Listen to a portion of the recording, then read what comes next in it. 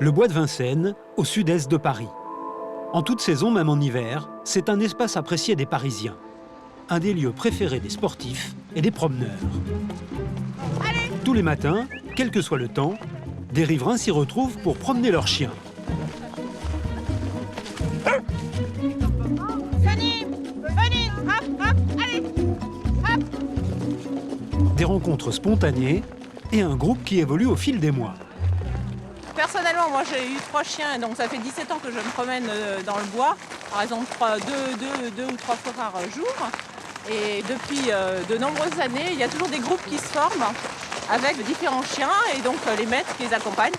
Et donc on se lie très souvent d'amitié. Et après on garde nos amis pendant une vingtaine d'années grâce aux chiens. Voilà. Des amis qui mettent souvent plusieurs mois avant de connaître la véritable identité des autres promeneurs. Nous nous appelons en fait selon le nom de nos chiens. Alors, il y a Madame Polo, il y a Monsieur Caius, il y a Madame Elton, il y a Monsieur Saturne, mais qui n'est pas là aujourd'hui. Alors, moi, c'est Monsieur Caius, voilà. C'est le nom de mon chien. Moi, c'est Madame Polo. Madame Birdie. Madame Penny. Les 2 plus jeunes de la meute. Des habitués qui apprécient ce petit morceau de nature au cœur d'une agglomération de 12 millions d'habitants.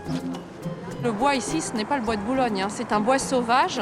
On peut parcourir les routes pendant des heures sans rencontrer une voiture, sans rencontrer personne même. Donc c'est vraiment très agréable. Mais en hiver, quand les feuilles sont tombées, le bois devient peu à peu transparent. On voit alors apparaître des habitations précaires, des tentes et des cabanes occupées par les nouveaux habitants du bois. C'est vrai, on a vu au cours du temps le bois évoluer, c'est sûr. C'est un reflet de la société aussi. Et donc, il y a malheureusement beaucoup de gens qui viennent chercher refuge dans le bois. Et de plus en plus. Et là, en peu de temps, on a vu que la situation se dégradait considérablement. Donc ça fait peur. Surtout pour les enfants en fait, hein, parce que nous, on est... Ça fait peur déjà pour les gens qui se retrouvent dans le bois. Parce que ça montre que il y a quand même des gros soucis. Oui. Et on se sent quand même moins en sécurité, c'est-à-dire que nous, on ne vient plus se promener toute seule dans le bois en semaine, par exemple. Pourtant, ces promeneuses n'hésitent pas à donner des vêtements ou de la nourriture aux sans-logis du bois. Elles ont bien conscience que ce ne sont pas des gens si différents. Ça pourrait être quelqu'un de notre famille, ça pourrait être nous, on ne peut pas rester insensible à ça, hein. Et nos enfants, ils sont sensibles aussi. C'est sûr que voir des gens dans cet état dans la rue, on se dit c'est pas possible, on ne peut pas laisser les gens comme ça. On s'occupe bien de nos chiens, là ce sont des êtres humains, on se dit on ne peut pas les laisser comme ça. Mais d'un autre côté, on ne sait pas trop quoi faire non plus.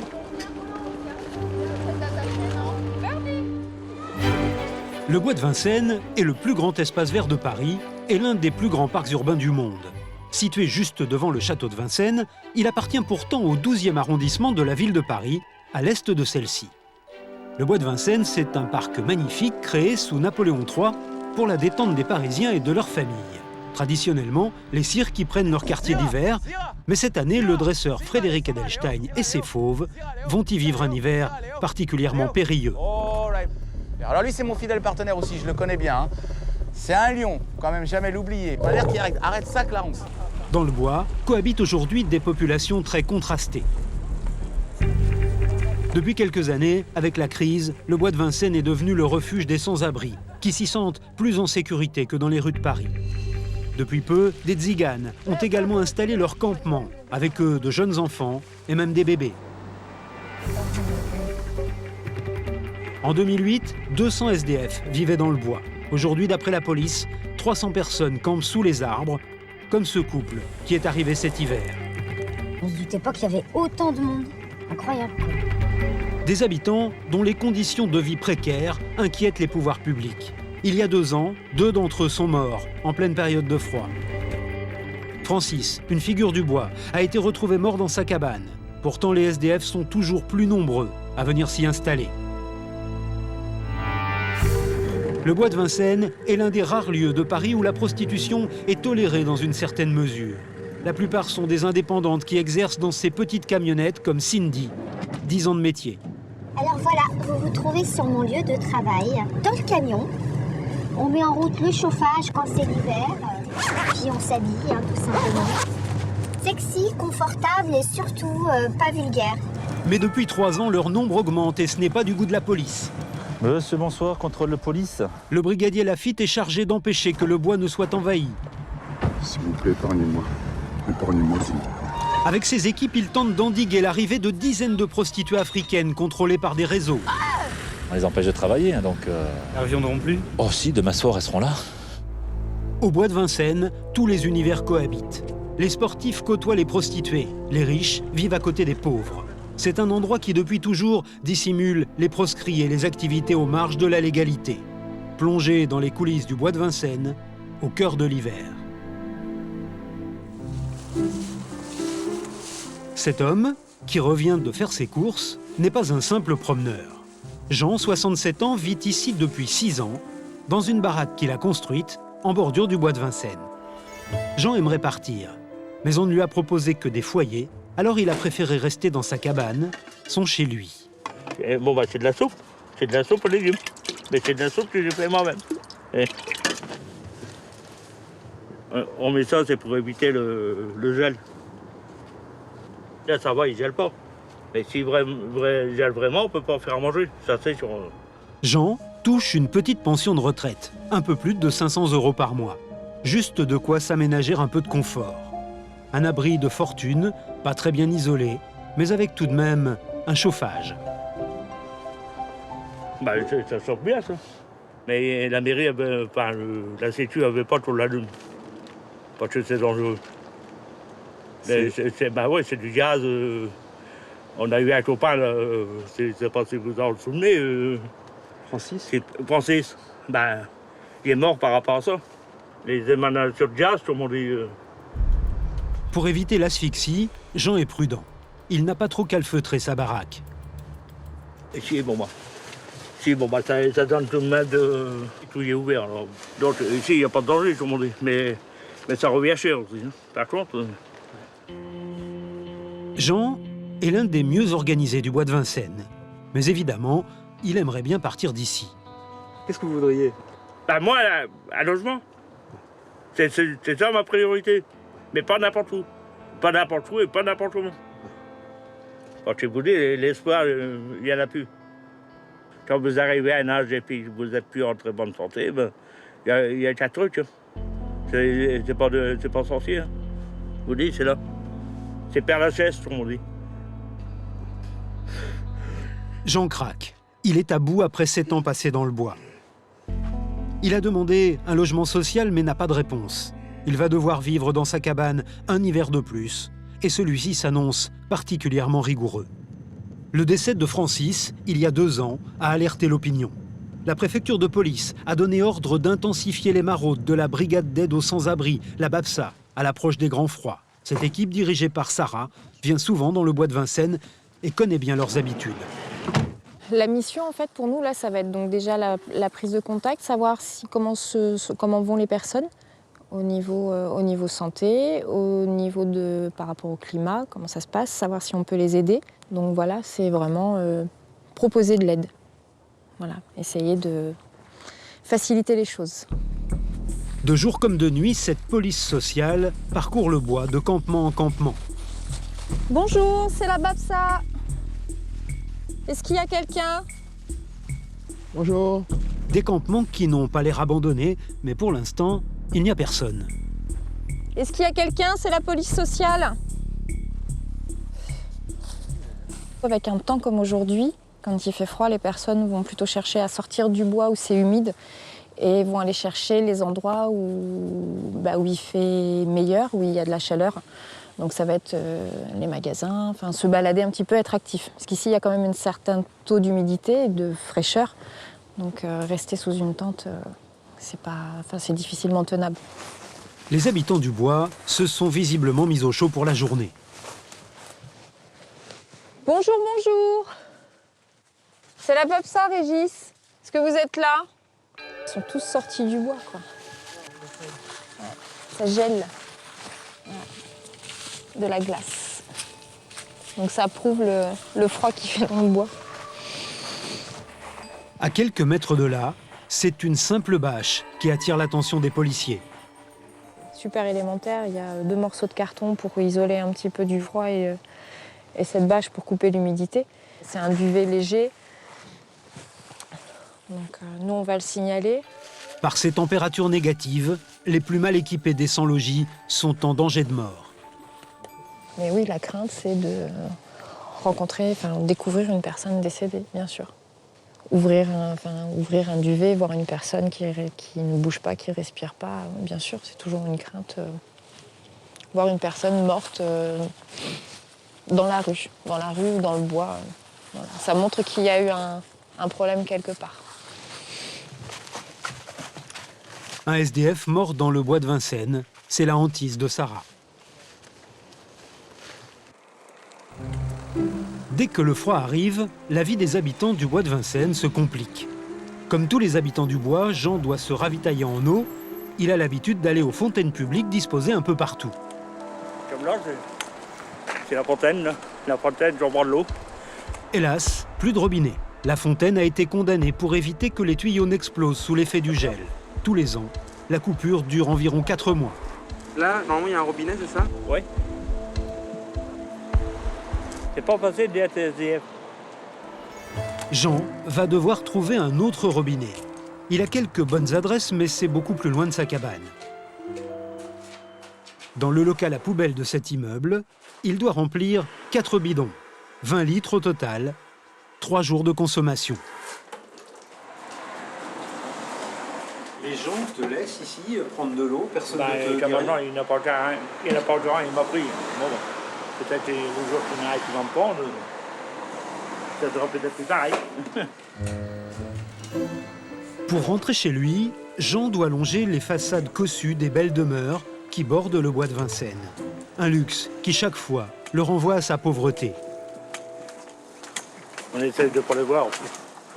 Pourquoi? Hein? Pourquoi? Arrête d'avoir la bague qu'on a, nous. Puis la maison qu'ils ont, on peut le faire pour les regarder. Quoi. Ici, les prix de l'immobilier sont les plus chers de l'Est parisien. En bordure du bois de Vincennes, les villas luxueuses se répartissent sur une bande étroite de plusieurs kilomètres. Les agents immobiliers ont bien compris le potentiel de ces hôtels particuliers. Cette maison est l'une des plus belles du bois de Vincennes. Patrice Besse dirige une agence spécialisée dans les demeures de prestige. Bonjour, madame. Il espère la vendre au prix fort. Merci. L'entrée donne dans une salle de réception de 110 mètres carrés. Cet hôtel particulier date du 19e siècle. Belle vue. Donc elle donne des deux côtés. Côté ville et côté bois. Côté ville et côté bois, 2 entrées. On est dans une des belles maisons qui entourent le bois de Vincennes. C'est une adresse exceptionnelle? C'est une très belle adresse, oui. Oui, c'est une très belle adresse. Tout à fait face au bois de Vincennes, avec une grande façade sur le bois. Ici, c'est la campagne, c'est un havre de paix. Et dès qu'on franchit le portail, eh bien, on est complètement isolé par la verdure et puis aussi par l'environnement. Donc on a vraiment l'impression d'être en forêt. La rampe de l'escalier est un modèle unique, créé par un artiste. Les sols sont en marbre. Et il y a une surprise dans l'immense sous-sol qui s'étend sous la maison et la terrasse. Là, vous avez fait une vraie piscine, profonde. Oui, une vraie. De cette taille-là, dans une maison, c'est assez exceptionnel. En général, ce sont des petits couloirs de natation. Où là c'est une vraie piscine. Pour se faire bronzer, c'est plus difficile. Et non, vous avez une cabine, là. Il y a une cabine de bronzage complète, là. Au total, 16 pièces, dont 6 chambres avec salle de bain. Voilà, nous sommes au second étage. Et surtout au 2e étage, la vue sur le bois de Vincennes.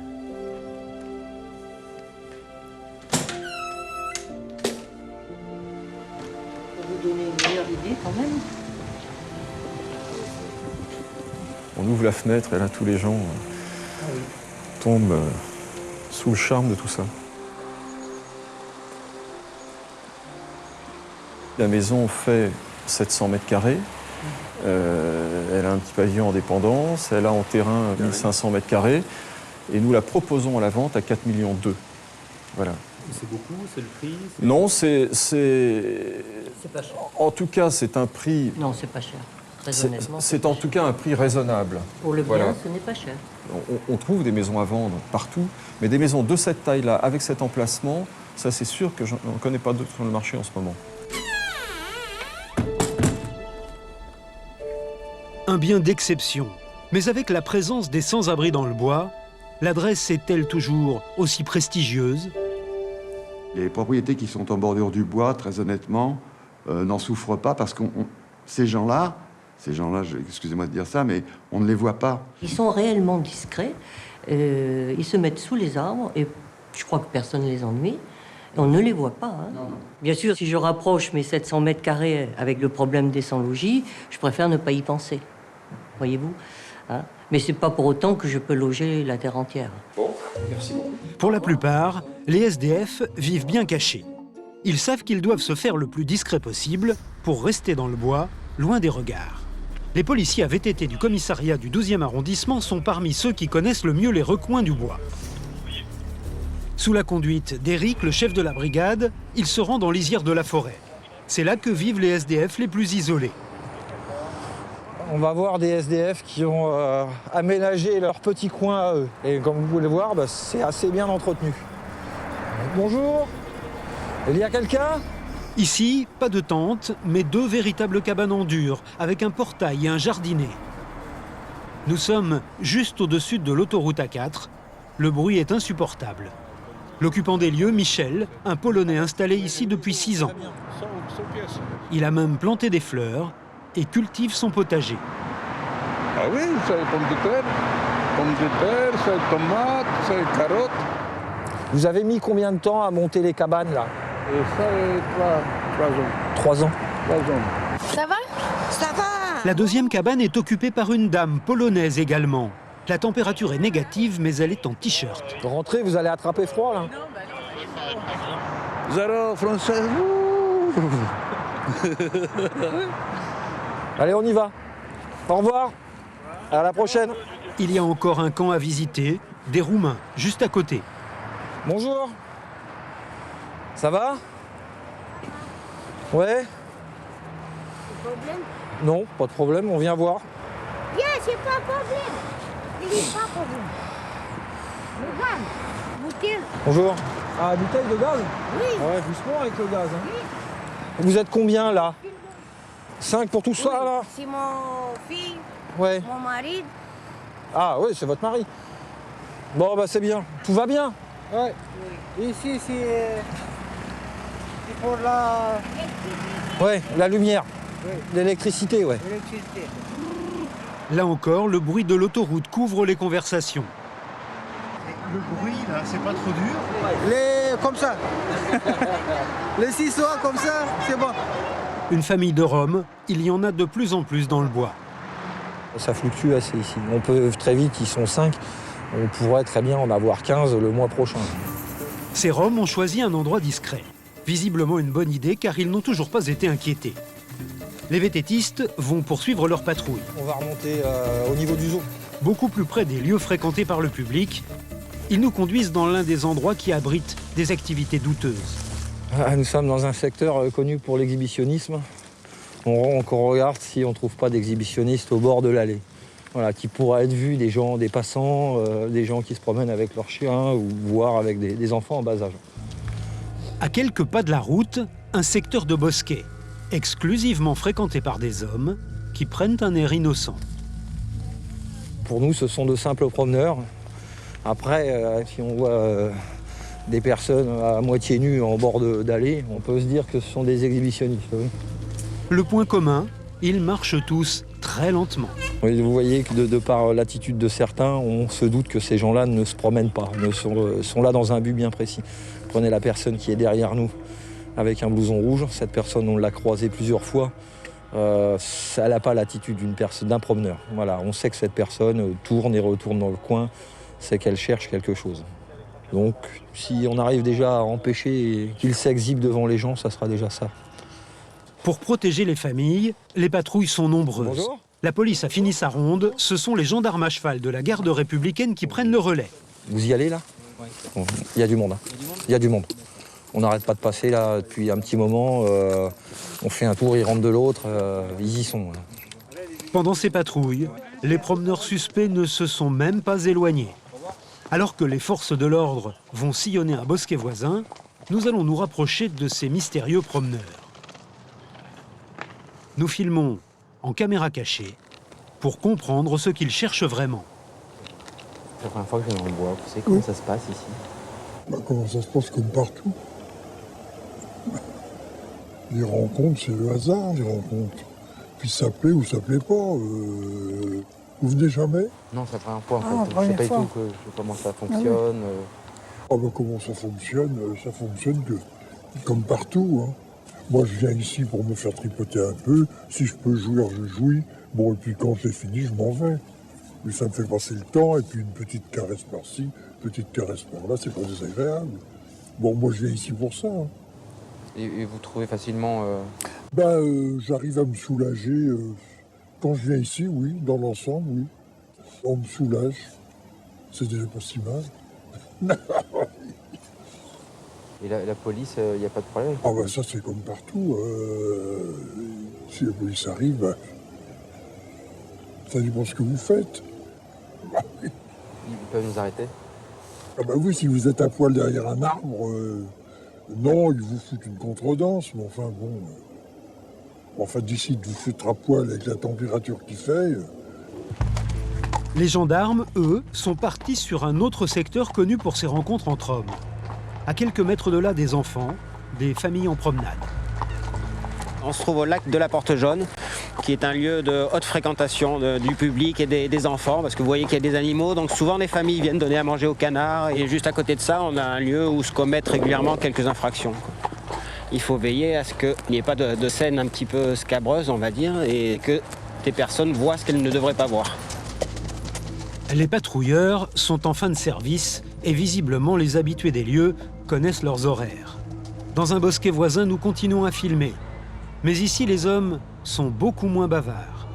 Les gestes sont explicites.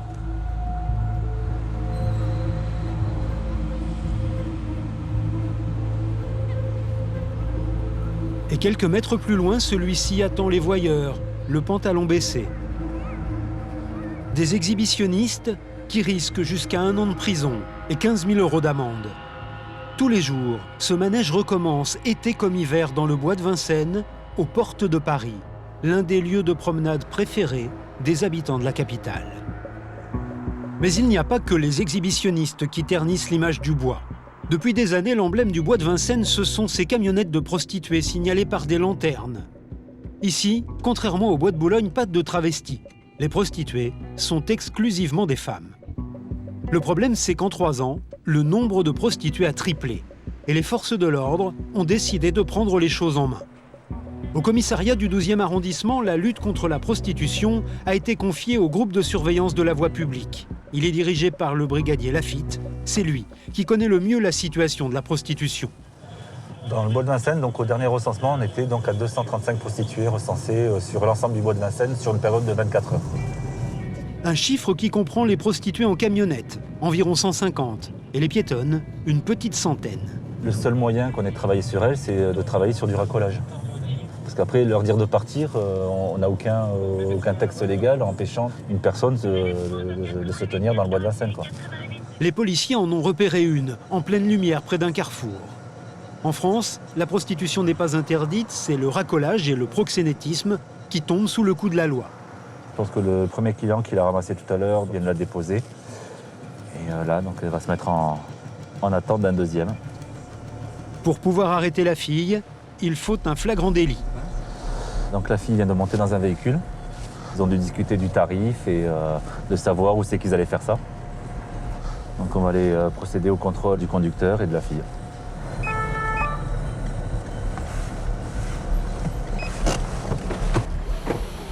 Monsieur, bonsoir, contrôle de police. Pour que le racolage soit constitué, les policiers doivent faire avouer au client que la fille lui a demandé de l'argent. Que vous a-t-elle proposé? Rien pour l'instant. Rien pour l'instant? Le client ne risque rien, mais comme beaucoup, il l'ignore.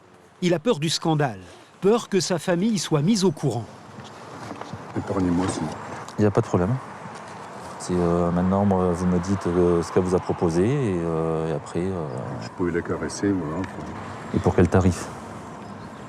On n'avait pas, enfin, je crois qu'elle m'a dit 20 €. 20 €? 20 € pour des caresses? Ouais. S'il vous plaît, épargnez-moi. Pour la fille, c'est la garde à vue jusqu'au petit matin, une nuit de travail perdue et une amende. Pour le client, une belle frayeur. Si les policiers ont ouvert la chasse aux prostituées, c'est que des nouvelles venues ont fait exploser un fragile équilibre. Les policiers avaient obtenu que les prostituées respectent certaines règles. Une charte non écrite leur impose de ne pas travailler le mercredi et le week-end, et elles ne doivent pas s'installer dans certaines rues. Mais les nouvelles venues ne respectent pas ces accords tacites. Cindy fait partie des anciennes et traditionnelles. Elle regrette que la situation se dégrade. Depuis 10 ans qu'elle travaille ici, été comme hiver, elle a pris ses petites habitudes. Alors voilà, vous vous trouvez sur mon lieu de travail. On vit pendant 4 ou 5 heures dans le camion. On met en route le chauffage quand c'est l'hiver. Puis on s'habille, tout simplement. On a sa robe de travail, donc c'est une robe d'hiver parce que c'est l'hiver, qu'il fait froid. On enfile les bottes.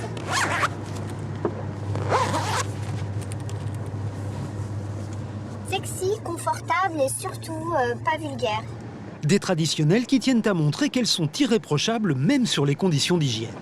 Quand je reçois un client, on déroule un papier qu'on dépose là, tout simplement. Le client se pose là. Après, pour qu'il puisse se nettoyer, nous avons des lingettes pour bébé.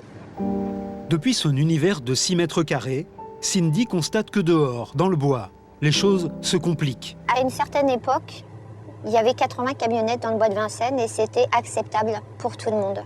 Depuis quelque temps, d'autres femmes se sont installées dans des endroits qui ont été interdits par une charte que nous avons faite, à savoir respecter des jours de congé, des tenues correctes, une personne par camionnette, des camionnettes en règle, et le nombre a augmenté considérablement. Avec le passage de 80 à plus de 230 prostituées, la situation est devenue beaucoup plus difficile à gérer. Au lac, à droite, gravel et pesage. Ce soir, la police a prévu une opération d'envergure, la mise en fourrière des véhicules de prostituées qui ne respectent pas les accords de bonne conduite fixés avec le commissariat. Il faut contenir cette prostitution anarchique et les cibles sont connues. Celle qui fait partie de réseaux. Donc les filles de l'Est ainsi que les Nigériennes ou les Sierra-Léonaises ne respectent pas ces règles de la charte. Donc elles viennent travailler tous les jours de la semaine, matin, midi et soir. Elles n'ont aucun papier sur les camionnettes, elles n'ont pas d'assurance, elles roulent sans permis de conduire. Elles posent beaucoup plus de problèmes. Bonsoir. Préparez vos affaires, vous quittez le camion, on va les enlever. Vous êtes combien dedans? C'est la police. Vous habillez? Vous mettez vos habits? You put your clothes? Ces filles se sont installées dans des rues interdites au stationnement nocturne. Ce sont des Africaines anglophones. Elles ne restent que quelques mois et sont très vite remplacées par d'autres. Tout indique qu'elles font partie d'un réseau international. Donc là, c'est soit nigérienne, nigériane ou sierra-léonaise. Donnez-moi vos papiers, s'il vous plaît. Et vous enlevez la vitosse. Ah! Qu'est-ce qu'il y a tout comme ça? Pourquoi? Vas-y. Bonjour. Ah ouais, c'est bon. Allez, mais carton gris, c'est Attends, 2 minutes. Carton gris. Carton gris, oui. Avance un petit peu, avance. C'est moi qui? C'est bon, stop. Bon. Stop. Qu'est-ce qui t'arrive, gros? Qu'est-ce qui t'arrive? Avance un petit peu,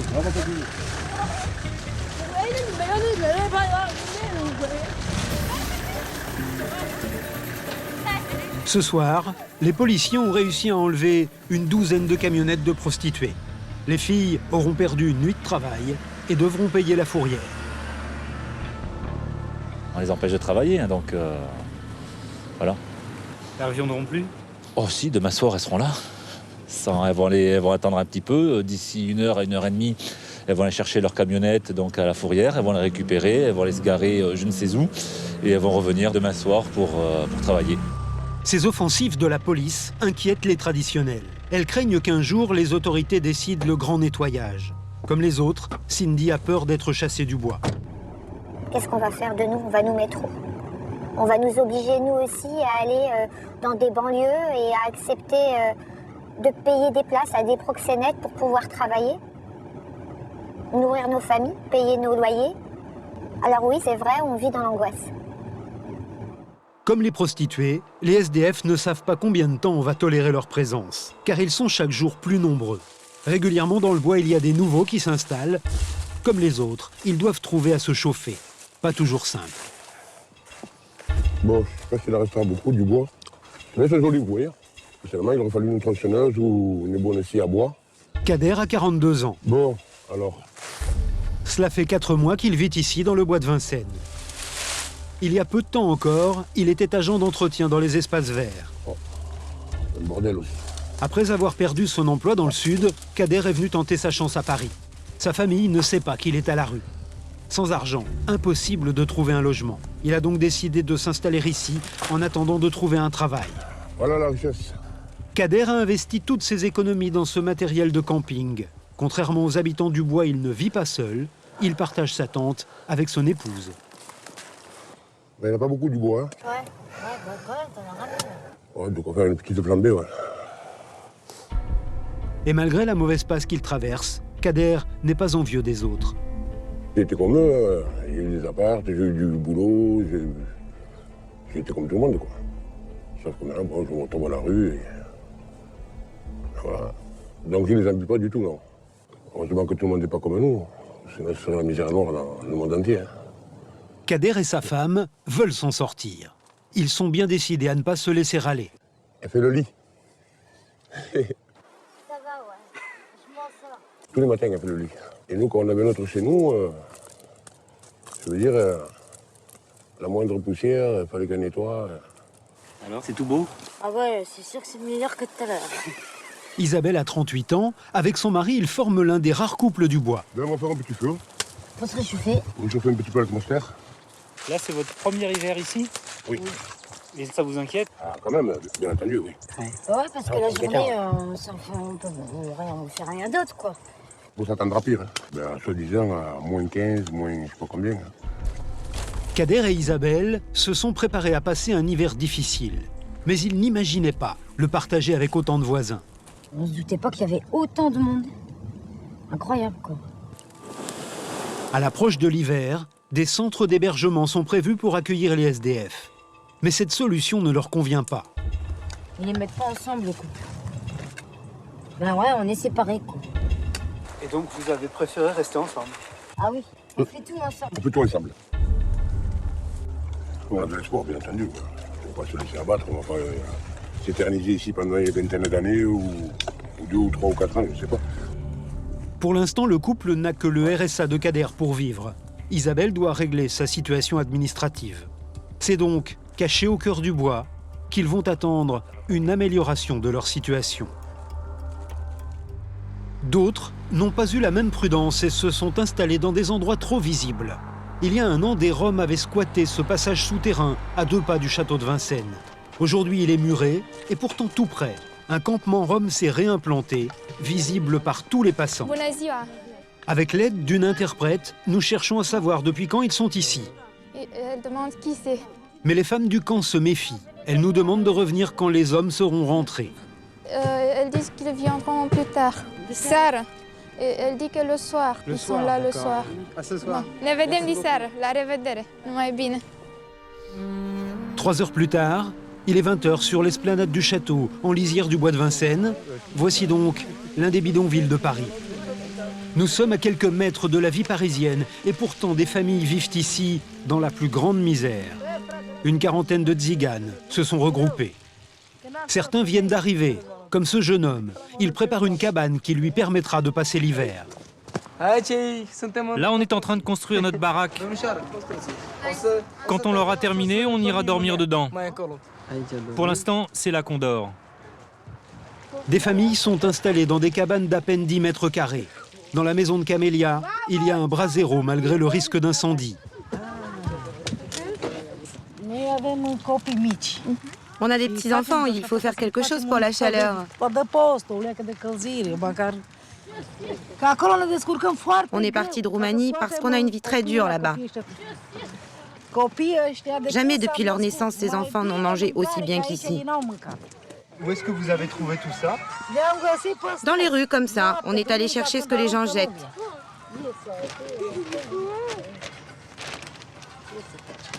Ce qu'on a ici, c'est mieux par rapport à ce qu'on a en Roumanie. Dans ce campement, il y a toute la famille de Camélia. Son fils et sa belle-fille vivent à côté avec un bébé sous une simple tente.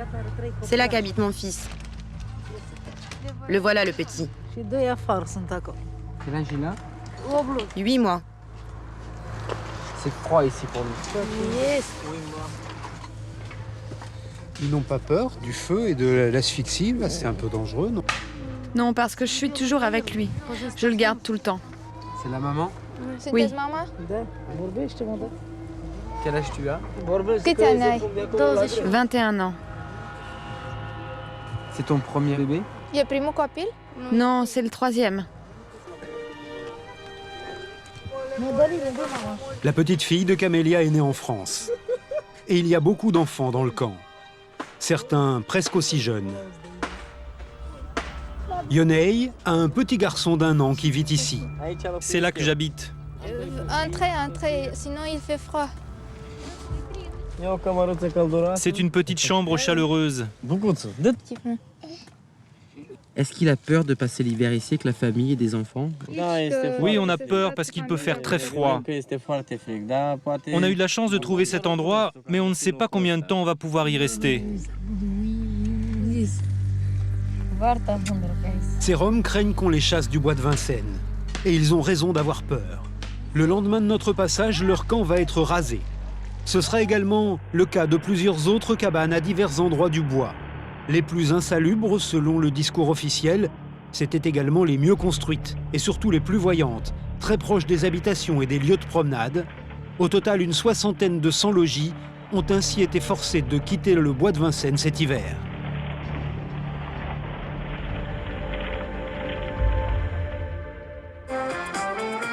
Quelques jours plus tard, la neige est en avance cette année. Froid, neige, verglas, une quarantaine de départements sont maintenant en vigilance orange. Les chutes de neige vont se propager maintenant vers l'est de la région parisienne et la couche de neige, comme à Paris, pourrait atteindre et dépasser par endroits les 10 cm. Des hauteurs de neige jamais vues depuis des décennies. Dans le bois de Vincennes, c'est le pire scénario qui pouvait se produire. La perspective d'un hiver interminable et glacial pour les 250 personnes qui vivent encore ici. Ceux qui n'ont pas été expulsés se sont retirés loin des regards, comme ces 2 compagnons de galère. On n'est pas là par hasard. Oui. Parce qu'on était dans un autre endroit où on était bien, mais quand les feuilles sont tombées, on aurait cru qu'on campait sur la place de la Concorde. Alors la misère, il faut la cacher. Alors les gens de la ville vous disent on ne peut rien faire, mais si vous cachez un peu, ça serait mieux. En vous disant, vous ne le répétez pas.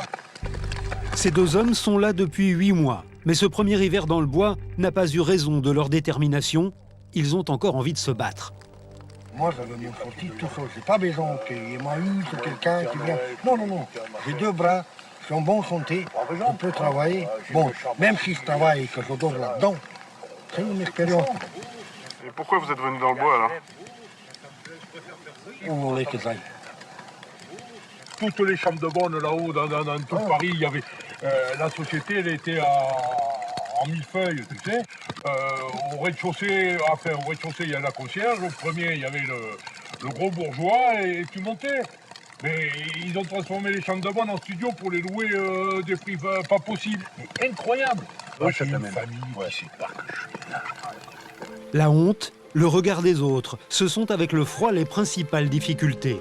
Bon, humainement, les trucs, bon, on se les gèle. Alors l'été, c'est merveilleux, c'est du camping. Alors là, les mecs, putain, ils sont bien, putain, regarde, ils bossent pas, machin. Voilà. Voilà la réaction des gens qui passent.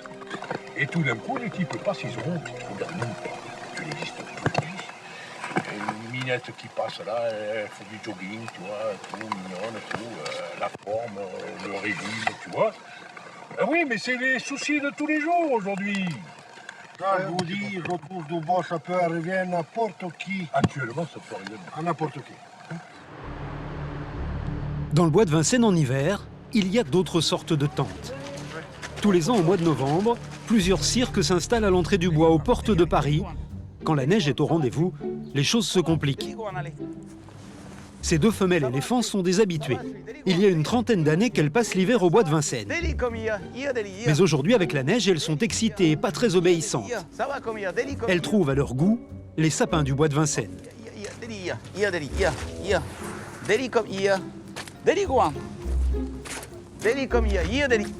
Elle s'amuse, c'est des gosses. Hein. Good girl, brave. Frédéric Edelstein est le dresseur vedette du cirque. Il a passé tous ses hivers dans le bois de Vincennes depuis 27 ans. On voit tout ce qui se passe, hein. Tout ce qui peut arriver dans le bois derrière, étant donné qu'on a nos caravanes et qu'on vit pendant 1 mois et demi avec les gens qui habitent ici. Hein. C'est un petit peu exceptionnel de voir le déroulement des choses. Voilà, j'habite ici. Donc là, c'est la maison. Là, c'est la loge où je me change. Ok, Violette. Bonjour. Ok, Violette. C'est possible, moi, petite réparation ici avec paillettes. Oui. Comme ça, un petit peu. Et ça pour lavage. Ok. C'est très bien. Voilà, et Violette, elle est bulgare. C'est la Bulgarie. Ouais. Pendant tout l'hiver, l'ensemble de la troupe habite dans le bois de Vincennes. Ok. Gambé. Un village de 250 personnes. Et les Cubains sont logés ici, les Cubaines, elles sont logées là. Donc il y a les garçons d'un côté, les filles de l'autre, hein, ça évite les problèmes. Là, vous avez tous les Cosaques, donc qui viennent de Mongolie, je crois. Là, c'est les Chinois, ok. Ça va? Ça, c'est les trapézistes, donc c'est un des trapézistes. Bon appétit, hein. C'est un petit peu comme sur les bateaux, hein. C'est la vie comme dans les bateaux, hein. Pareil. Tu vois, regarde, il y en a 4 qui habitent ici. Hein. Ils ont tous les computers maintenant, regarde, tu vois, tout le monde est avec les computers, ils ont tous les trucs, tu vois, regarde, avec les programmes asiatiques. C'est fantastique maintenant. Ils regardent leurs films de chez eux, ici, tranquille. En plein milieu du bois de Vincennes, tu vois. Des artistes de classe mondiale qui vivent humblement dans des camions. Là, franchement, cette année, c'est assez exceptionnel, quoi, d'avoir autant de neige que ça. Regardez, hein, que ce soit les caravanes. C'est même difficile pour chauffer, on est obligé de rajouter des chauffages, on est obligé de rajouter plein de choses. Hein. Et c'est clair qu'ici, on est en plein milieu du bois de Vincennes, alors, regardez, mes lions sont ici, les tigres sont là.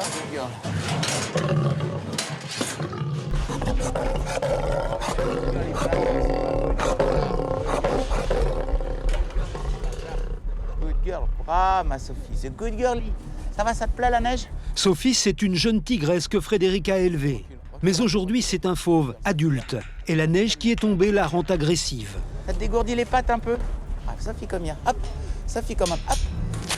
Arrête ça, good girl. Vous avez vu ça, la rapidité avec les griffes? La tigresse a réussi à griffer son dresseur. Elle est parvenue à passer la patte à travers la grille. Une simple égratignure pour cette fois. Mais les griffes de ces tigres sont de véritables lames de rasoir. Ah, faut faire vachement gaffe. Même moi, vous voyez, ça fait longtemps que ça m'était pas arrivé, genre de bêtises, mais good girl, ma grande. Brave, Sophie, hein. Ça aurait pu être plus grave. Si elle m'attrape vraiment, elle m'attrape. Je veux dire, un tigre, c'est un tigre. Ça a des griffes incroyables. Ça a des crocs incroyables. Malgré cet incident, Frédéric va répéter en plein air avec ses animaux. Good girl, Ethan, brave, hein. Donc voilà, je suis en train de préparer maintenant donc, la cage extérieure dans laquelle je vais répéter avec mes tigres et mes lions, devant notre chapiteau et devant le bois de Vincennes. Ils ont vu sur le bois aujourd'hui. Hein. C'est bon? Ok, envoyez les lions. Donnez-moi la chambrière et une bambou. Ok. 16 lions et tigres, perturbés par la neige, à laquelle ils ne sont pas habitués. Good boy. Hey, Hercule Plate! Samson Guan, Plate! Samson allez! Samson allez! Samson allez! Samson allez! Twisty Guan, Samson Plate! Samson allez! Me prévenir quand un tigre bouge. Très important d'avoir toujours le contrôle. Si on perd le contrôle, c'est fini. S'il n'y avait pas cet amour et ce respect réciproque entre l'homme et l'animal, je pourrais avoir aucun contrôle. Chiara, Nala. Sandra, hey, Chiara Plate! Chiara Plate, Samson Plate. All right, Plate. All right, Sandra Guan, Plate. Dans le bois, derrière les grillages, des promeneurs s'arrêtent pour profiter du spectacle. 7. Un peu à l'écart, cet homme semble très intéressé. Oh là là, c'est impressionnant. Faut les nourrir aussi, les gaillards là. Quand vous allez, Zira, Nala, quand vous allez, Zira. All right, bravo, one sit. How sit? Bah, bon, moi je suis SDF, moi je me balade, puis j'adore le cirque aussi, mais quand je ne peux pas rentrer, c'est 1 euro pour la visite, donc j'ai pas de sous sur moi, j'ai rien, donc je regarde. Ça fait 3 ans que j'ai perdu mon boulot. Et puis maintenant je suis dehors. Ça va? Excusez-moi, bonjour Et monsieur. je vais vous ramener une affiche. Vous voulez une affiche? Ben voilà, bon, qu'est-ce qu'il y a? Je voudrais bien visiter. Ouais. Mais je peux pas, comme je suis dehors, je suis SDF. Et c'est 1 euro le. D'accord, mais Non, allez-y, si vous voulez la rentrer, visite. vous pouvez rentrer. Simplement. Et je vais vous donner une affiche, attendez 30 secondes. D'accord, je reviens. d'accord. Merci beaucoup. C'est quoi votre prénom? Pascal. Pascal. Quand vous allez de l'autre côté à la caisse du zoo, je vais le prévenir. Hein. D'accord. D'accord? D'accord. Merci beaucoup. Puis bonne journée. Bon après-midi. Hein. Les SDF et les habitants du cirque, comme des voisins dans le bois de Vincennes. Je me suis rendu compte qu'il y avait des installations un petit peu de tentes et tout ça. Je crois que c'est de l'autre côté là-bas, pas très loin du périphérique. C'est sûr que vous avez des gens qui sont sans logis. Regardez, ça a été le cas, hein, c'est le hasard. Pourtant, il n'avait pas l'allure d'un sans logis, mais je sais pas comment il faut pour se chauffer là-bas, mais ça doit pas être évident. Autant nous, on vit dans de bonnes conditions que eux, les pauvres, c'est peut-être pas le cas. Hein. En une journée, 11 cm de neige sont tombés sur Paris. Du jamais vu depuis 23 ans. Il fait un froid polaire. Pour rester ici, il faut y être obligé. C'est la première nuit qu'Isabelle et Kader vont vivre sous la neige. Comme chaque soir, ils ont allumé un feu. Cela sera-t-il suffisant pour lutter contre ce froid qui met leur vie en danger? Et jusqu'où les températures vont-elles descendre? Il fait moins de 0? Ouais. Aujourd'hui, oui. Je pense que là, à cette heure-ci, il doit faire -2, -3 là. Mais cet après-midi, moi je dirais -6, -7. Mais la vérité qu'aujourd'hui, on n'a pas bougé. Ouais, aussi, ouais. Tout ça parce qu'il faisait trop froid. Mais d'habitude, on bouge, quoi, on reste pas comme ça. Vous voyez tenir combien de temps ici, là, dans cette situation? Ah bah, le temps qu'il faudra. Nous, on renonce pas parce qu'on veut. Moi, je suis comme ça. Puis moi, j'attends juste que mes papiers se régularisent et après, là, ça va avancer, quoi, il n'y a pas de souci. Et ça fait un moment que ça dure, effectivement, mais bon, ça va pas durer 1 an, ça, c'est sûr. Et pourtant, cela fait déjà plus d'1 an qu'ils vivent avec seulement 460 € par mois. 460 € pour un couple, ça fait pas énorme, moi, je dis. Et ouais, il faut manger aussi. Eh ouais. Ça nous Et un mois, c'est quand même 30 jours. Hein. Quand on est vraiment raide, on va faire la manche. On ose demander une pièce à quelqu'un, même si c'est quand même gênant, quoi. Mais bon, les gens s'humilier un peu, hein. Ah oui, quelque part, ouais. S'humilier, c'est d'ailleurs c'est la première fois qu'on l'a fait. On a besoin de manger. La première fois qu'on le fait de temps en temps. Moi, je préfère faire ça que d'aller voler, quoi, puis d'aller en prison, je sais pas quoi, là. Après, il faut pas baisser les bras, quoi, parce qu'il y a un petit souci, ça peut durer 1 mois de plus. Bah tant pis, hein, faut le prendre comme ça et voilà, quoi. Pour eux, l'objectif est clair. Leur séjour dans le bois de Vincennes n'est qu'une transition. Ils veulent obtenir très vite un logement et trouver du travail en région parisienne. Le lendemain matin, le bois de Vincennes est recouvert d'un épais manteau blanc. La plupart des tentes sont vides, effondrées sous le poids de la neige. Leurs occupants ont préféré se mettre à l'abri dans des gymnases, mis à leur disposition dans le cadre du plan grand froid. Mais malgré la neige, quelques irréductibles ont décliné la proposition du maire de Paris. De la nouille, il prend soin de nous, il paraît. Je sais pas, qu'est-ce qu'il fait? Bah, il ouvre des machins, des gymnases. Ouais. Et alors, vous n'avez pas voulu y aller? Bah, on me l'a pas demandé, puis même, je n'aurais pas été. Depuis qu'il habite dans le bois de Vincennes, Jean n'a jamais voulu aller dormir dans un centre d'hébergement. Le froid, il en a l'expérience, il ne le redoute pas. Alors même au plus froid de l'hiver, Jean va rester ici avec ses chats et quelques décorations pour passer les fêtes. Ça, c'est pour Noël. Des guirlandes. Pour le sapin il est là-bas. Il est à peu près monté. J'achète petit à petit. On va faire Noël en famille. Bah, Noël avec les enfants. Les chats. Oui, il y en a là-bas. Qu'est-ce que tu fais, Jean? Là, je fais la soupe. Pour ce midi, Jean a prévu un pot-au-feu qui lui fera plusieurs jours.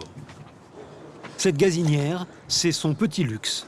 L'assurance de manger chaud et des vrais plats. Mais avec le chauffage en plus, ce confort lui coûte cher. Ses réserves diminuent dangereusement.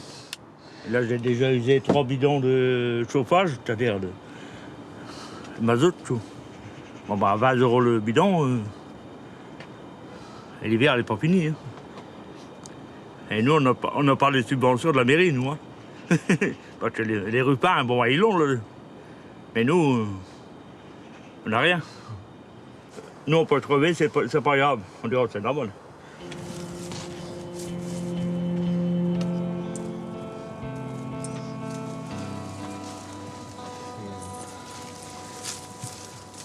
Ça rappelle la jeunesse, que je n'ai pas eu.